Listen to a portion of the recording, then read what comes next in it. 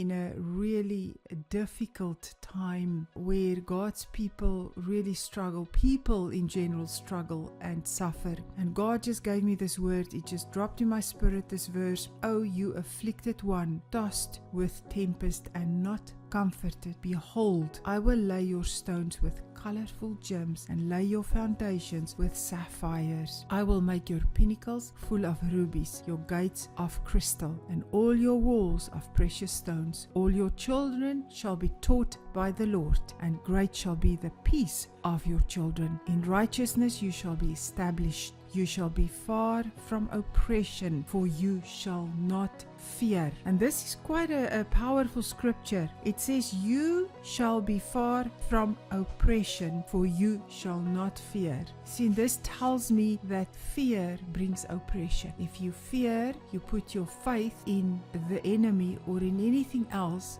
but the Lord Jesus.